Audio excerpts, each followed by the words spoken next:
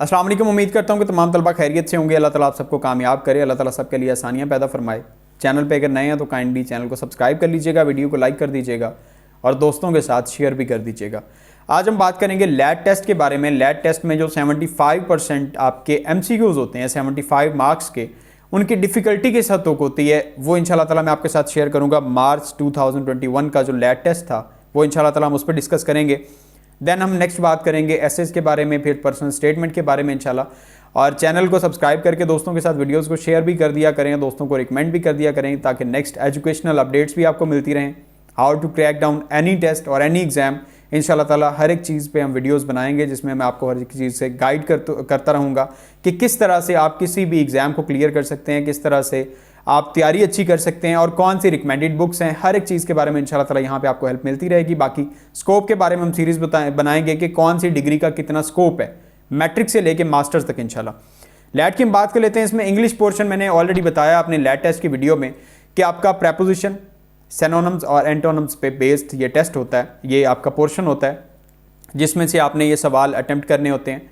इनमें आपसे ऊपर वर्ड होता है लिखा हुआ और नीचे उसमें सिमिलर वर्ड्स होते हैं, वो आपने फाइंड आउट करने होते हैं। लाइक यहाँ पे वर्ड है हमारे पास लाइमलाइट और इसके नीचे 4 ऑप्शंस हैं, famous, popular, getting public attention और डिस्ग्रेस। तो यहाँ पे सिमिलर जो वर्ड होगा वो गेटिंग पब्लिक अटेंशन होगा।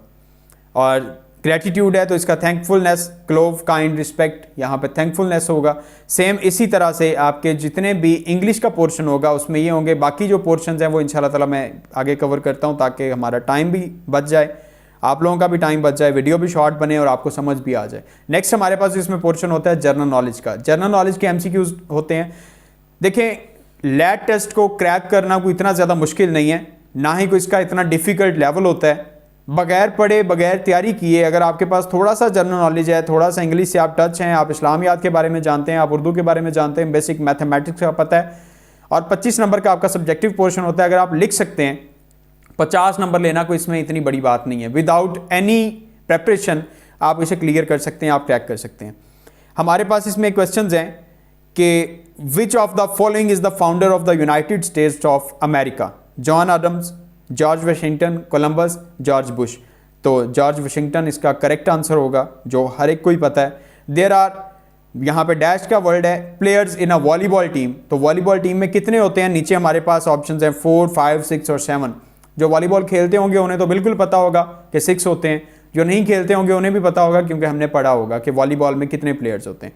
Then which of the following card is used as a warning in football? White, yellow, red और ग्रीन। यहाँ पे येलो कार्ड। देखिए, जनरल नॉलेज की डिफिकल्टी कितनी है, आप वही चीज़ें जो हम मिडल में पढ़ रहे होते हैं, वही चीज़ें जो हम मैट्रिक में देख रहे होते हैं, जो हम टीवी पे देख रहे होते हैं, जो क्विज वाले प्रोग्राम्स आते हैं, वो जो सवाल पूछे जा रहे होते हैं वही आपसे। लैट का टेस्ट कोई इतना हैवी टेस्ट नहीं है, ये आपके इंटरमीडिएट की बेस पे टेस्ट होगा।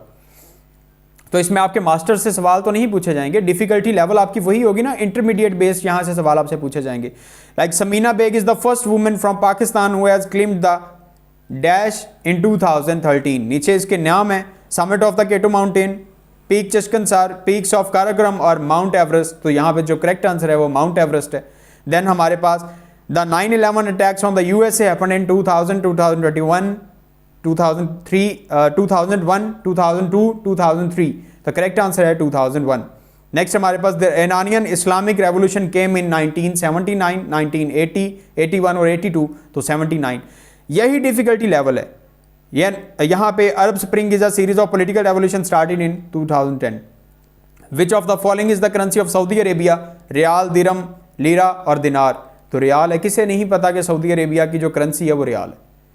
नेक्स्ट हमारे पास आ जाता है, हम चेक कर लेते हैं। The capital of Turkey is Ankara. Which of the following cities located in Punjab province? यहाँ पे सवाल है हमारे पास डेरा इस्माइल खान, ज़ियारत, सक्खर और साहिवाल। तो पंजाब प्रोविंस में जो है वो साहिवाल है। Sui gas discovered in Balochistan. The first army chief of Pakistan was general sir Frank Messervy. और नेक्स्ट हम बात कर लेते हैं इस्लामिक स्टडीज़ के पोर्शन की, लैट पाकिस्तान स्टडीज़। अब हमारे पास पाकिस्तान स्टडीज़ का पोर्शन है। The most significant demand of the Simla deputation 1906 was separate homeland for Muslims of India, separate electorate, political party for Muslims of India और partition of Bengal, separate electorate. इसी तरह के हमारे पास सवाल होंगे। Prime minister Liaquat Ali Khan form the 5 member cabinet under the guidance of Quaide Azam Chaudhry Rehmat Ali chief of army staff, तो कायदे आजम के कैबिनेट के अंडर।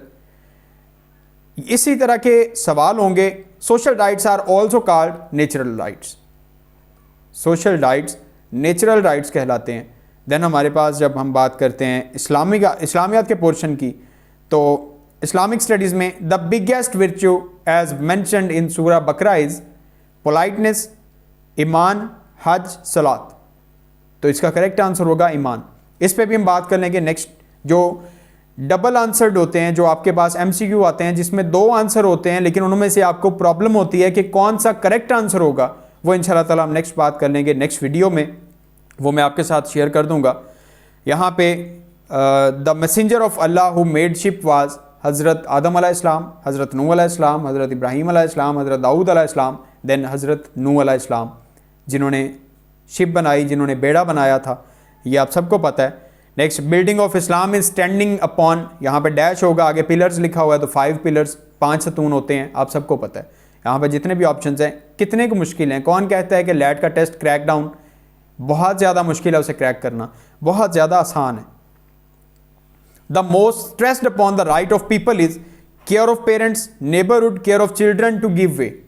हज़रत मोहम्मद सल्लल्लाहु अलैहि वसल्लम ने जिन राइट्स पे बहुत ज़्यादा स्ट्रेस अपॉन किया था वो अपने हमसायों के हकूक़ थे, क्योंकि घर वालों के तो बाद अब आपके हकूक़ आते हैं ना, जिस पे बहुत ज़्यादा स्ट्रेस किया गया था, तो वो हमसायों के हकूक़ थे। आप सबको पता है, इस्लाम में बहुत सी जगहों पे पढ़ा हुआ है।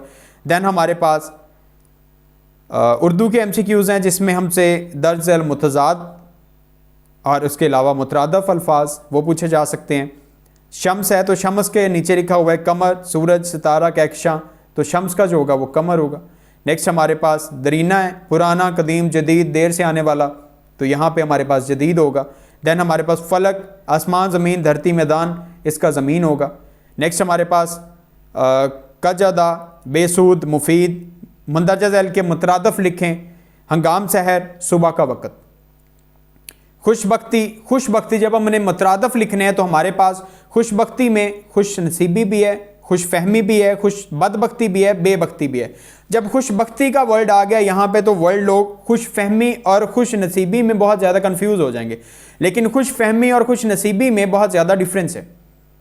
खुश नसीब एक चीज़, खुश बख्त, जो जब बख्त की बात आ गई तो बख्त का हमें मुतरादफ क्या मिलता है, नसीब। तो खुश बख्ती का क्या होगा, खुश नसीबी। यहाँ पे खुश फहमी नहीं आएगा, खुश नसीबी आएगा। और बहुत से स्टूडेंट्स ऐसे होंगे जो खुश फहमी लगा के आ जाएंगे।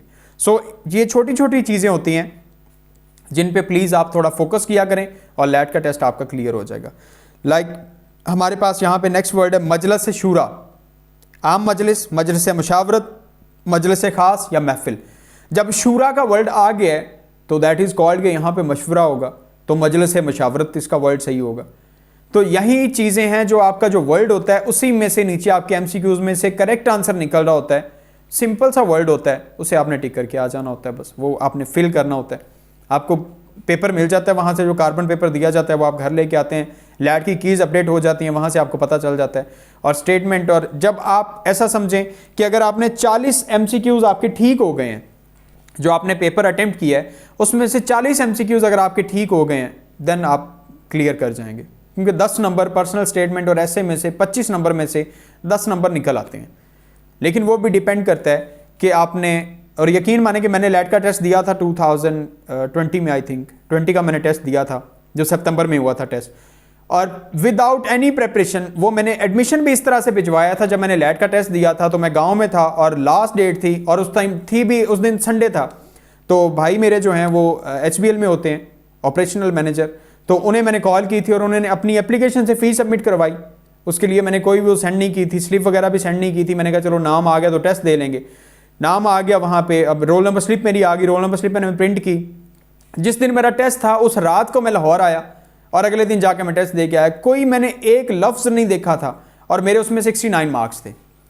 लेकिन उस दफ़ा थोड़ी सी जो मैथ थी वो बड़ी अजीबोगरीब से सवाल थे और जनरल नॉलेज में थोड़ी सी डिफ़िकल्टी थी, लेकिन 69 मार्क्स मैंने स्कोर किए थे उसमें विदाउट एनी प्रेपरेशन। एक MCQ नहीं मैंने देखा था, कोई किताब मैंने कंसल्ट नहीं की थी, कोई एप्लीकेशन, कुछ नहीं मैंने देखा था कि कहाँ से MCQs आते हैं। ना मुझे इतना पता था कि पेपर का जो पैटर्न होगा वो किस पे बेस करेगा।